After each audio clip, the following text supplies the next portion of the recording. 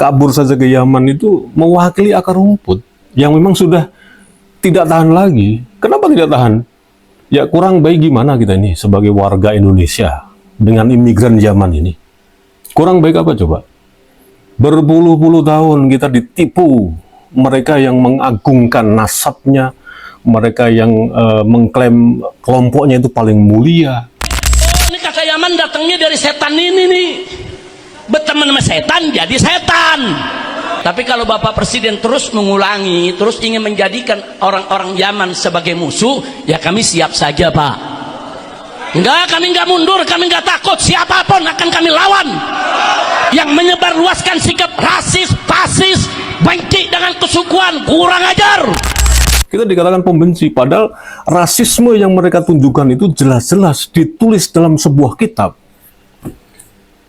Dikemas, kemudian dibalut sedemikian rupa, dan ini diajarkan di pondok pesantren mengenai kemuliaan mereka, bahwa kelompok mereka ini lebih mulia dari kelompok apapun. Keturunan Rasulullah ini ya, yang tersebar di seluruh dunia ini, kelompok mereka inilah yang paling mulia. Apa yang dikutip? Anna ahla baiti afdalun nas. Sesungguhnya keluarga Nabi itu sebaik-baiknya manusia. Ini menurut pernyataan siapa? Al-Habib, yang dikompilasi oleh Al-Habib Abdurrahman bin Muhammad Al-Masyhur. Dan kalau kita bicara tentang rasis, ya sebetulnya ini ada penjelasan yang sangat-sangat empirisnya, itu betul-betul menggunakan data, bukan hanya sekedar omon-omon.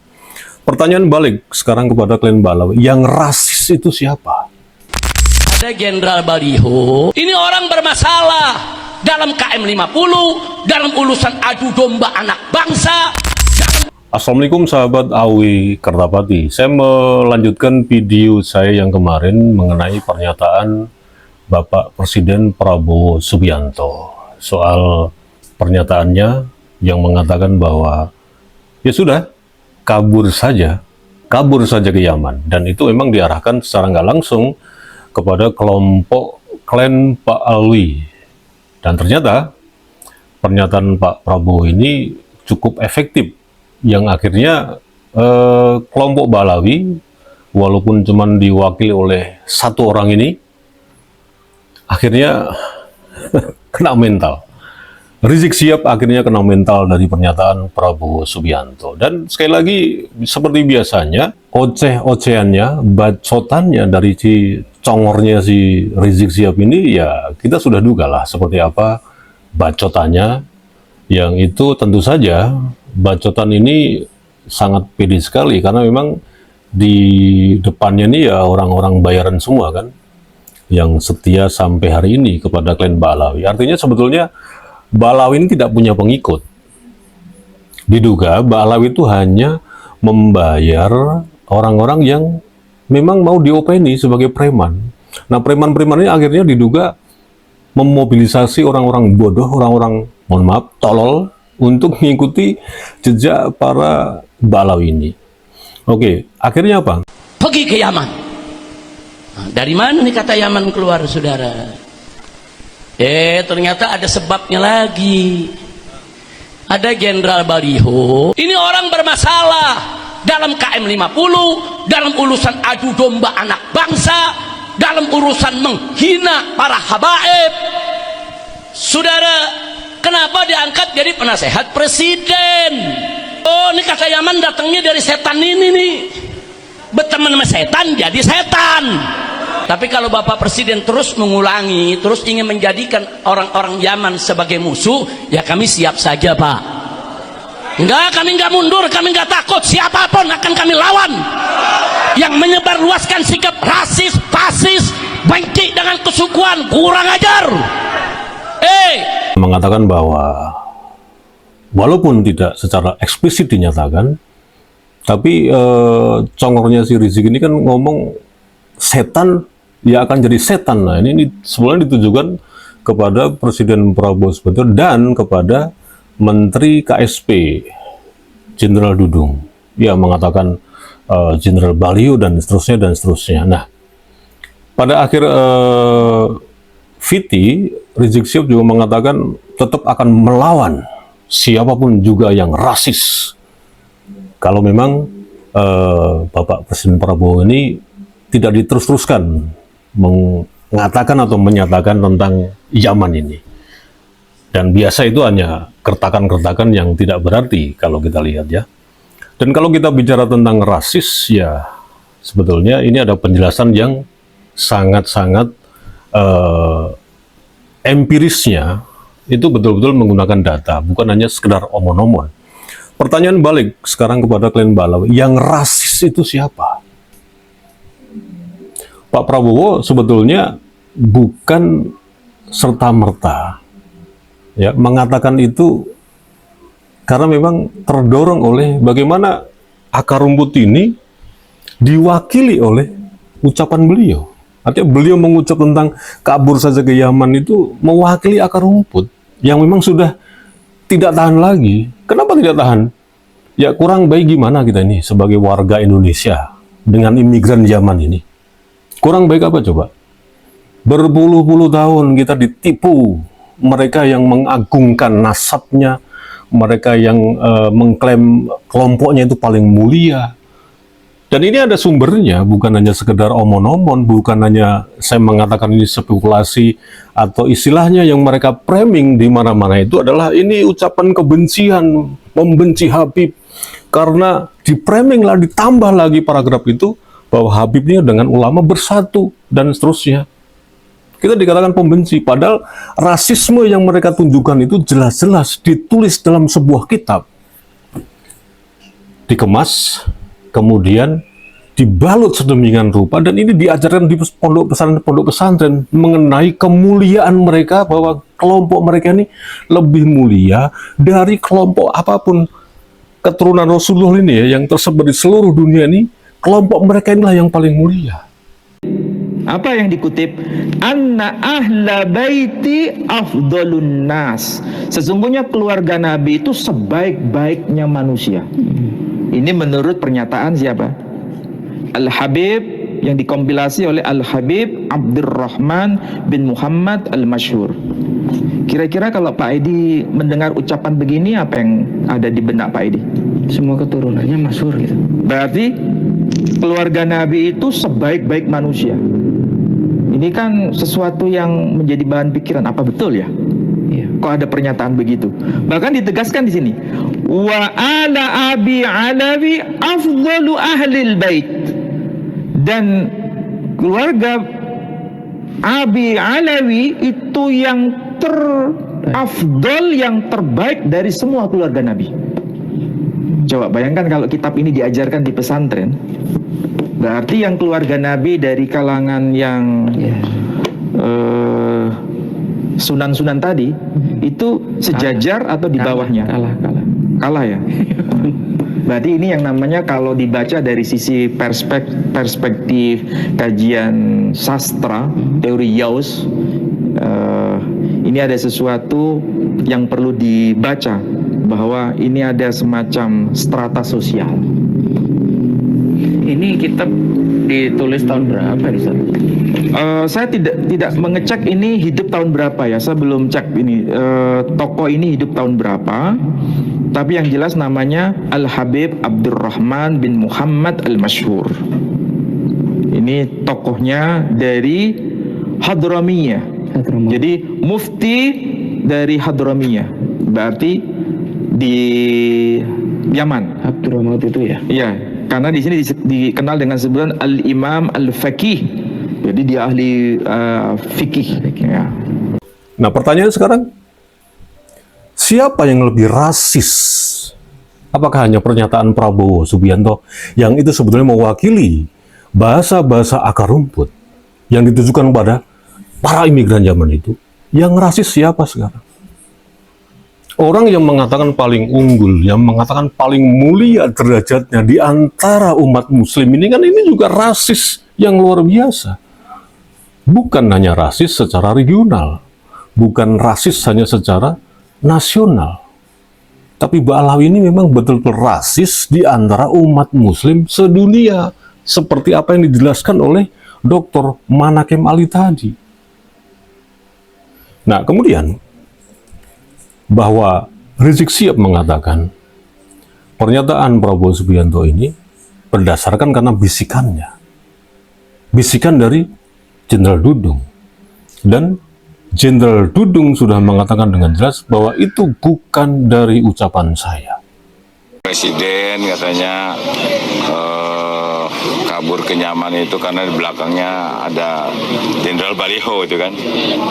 Ya kalau menurut saya antara saya dengan Habib Rizik sudah nggak ada masalah sebetulnya.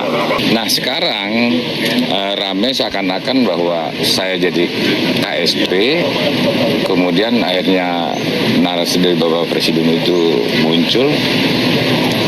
Ya itu bukan dari saya. Pak Rizik ya sudah tua lah, udah sama-sama tua. Ya marilah kita bangun bangsa ini dengan keteduhan, dengan tidak memprovokasi. Saya lihat bahasa-bahasanya Pak Rizik tidak pernah berubah. Bahasa-bahasa lama dengan sekarang itu ya kalau dikatakan sebagai ulama itu yang selalu meneduhkan, ya berpikir jernih, matanya tidak pernah melihat orang lain, merendahkan orang lain, mulutnya tidak mengatakan orang lain, menjelekkan orang lain, hatinya juga dia tidak berprasangka buruk kepada orang lain, dan tangannya juga tidak dikotori dengan hal-hal yang tidak baik. Makanya jaga mata, jaga hati, dan jaga mulut. Kemudian dari mana? Nah ini menjadi pertanyaan. Saya jelaskan begini loh sebetulnya. Pada video saya yang sebelumnya itu mengatakan bahwa orang-orang yang diutus oleh Prabowo Subianto mendatangi Rizik Syihab, mendatangi yang lain, bahkan memanggil kelompok Ba'alawi ini informasi A1 ini, bahwa Bapak Quraish Shihab itu sudah dipanggil ke istana dan ditanya mau bergabung dengan NKRI atau rekonsiliasi atau tetap mempertahankan nasabnya itu sebagai duriyah Nabi, artinya sebagai kelompok yang paling mulia di antara kelompok Muslim yang ada di Indonesia. Dan Bapak Quraish Shihab menyatakan bahwa tetap ingin menyatu dengan NKRI, jadi menyetujui tentang rekonsiliasi. Dan Quraish Shihab sendiri mengatakan sampai hari ini tolong dilihat jejak digital saya, pernahkah saya mengagung-agungkan nasab klan Ba'alawi, dan apakah pernah saya minta dipanggil habaib? Dan sebetulnya banyak sekali ya, sebelum KSP itu diganti oleh Jenderal Dudung itu dipanggil semua para Ba'alawi ini. Hanya sebagian memang yang merasa gengsi gitu loh, tidak mau dipanggil. Bahkan ada yang tidak dipanggil. Nah, Rizik Syihab ini termasuk orang yang nggak dipanggil. Dan Anda lihat kan kemarin bagaimana kunjungan beberapa orang seperti Dasko, seperti Mensesnek, seperti Raffi Ahmad dan seterusnya itu datang ke Rizik Syihab itu juga sama, diberikan pilihan rekonsiliasi atau tetap mengagung-agungkan nasab Anda, kelompok yang paling mulia di antara kelompok umat Islam yang ada di Indonesia ini. Nah, inilah yang menyebabkan akhirnya Pak Prabowo memuncak kemarin menyatakan seperti itu, kabur aja ke Yaman. Karena permintaan ya dari Rizik Syihab ini dugaannya juga terlalu ngoyo-woro gitu loh. Bahkan terlalu mendikte Prabowo Subianto. Artinya apa? Ini sebuah bargaining gitu loh. Saya mau rekonsiliasi. Dugaannya seperti itu yang diucapkan oleh Rizik Syihab, tapi dengan syarat bla bla bla bla bla. Anda bayangkan bagaimana Rizik Syihab bisa ngatur, bisa neken, bisa intervensi Prabowo Subianto. Sementara kita tahu kan Prabowo Subianto seperti apa karakternya. Orang yang berdaulat.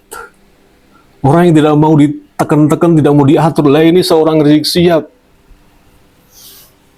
Jancuk, nggak teli. Mau ngatur Presiden Prabowo Subianto. Ini kan luar biasa. Makanya saya bilang berkali-kali bahwa Ba'alawi ini memang runway. Artinya apa? Randuwe rai, randuwe isin, randuwe utek. Nggak punya malu, nggak punya muka, nggak punya otak. 3 itu.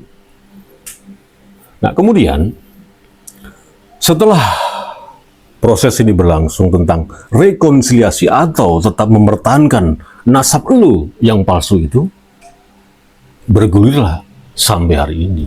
Dan puncaknya adalah ketika Prabowo kemarin menyatakan kabur saja ke Yaman. Ini memang bukan karena bisikan-bisikan yang diklaim oleh congornya Rizik Syihab dari Pak Jenderal Dudung Abdurrahman, bukan. Prabowo sendiri sudah mengalami langsung dan berhadapan langsung dengan para utusan yang diutus ke Ba'alawi, ke sana sini memanggil Ba'alawi. Dan kesimpulannya seperti itu. Jadi Ba'alawi sekarang ini terbelah menjadi beberapa kelompok. Dugaannya ada yang mau rekonsiliasi, ada yang tetap mempertahankan nasab mereka. Ini kan benar-benar kurang ajar imigran-imigran ini kan. Siapa lu? Ngatur-ngatur presiden gitu loh. Nah, sebetulnya kan ini sederhana ya. Mari bersama-sama membangun bangsa ini. Jangan lagi ada namanya saya yang paling mulia. Jangan lagi ada yang namanya kapling-kapling, kasta-kastaan itu, cucu-cucuan itu. Ini kan masih terus berlangsung sampai detik ini. Dan Pak Dudung sendiri kan sudah bicara bahwa Rizik Syihab itu dan Pak Dudung tidak ada masalah.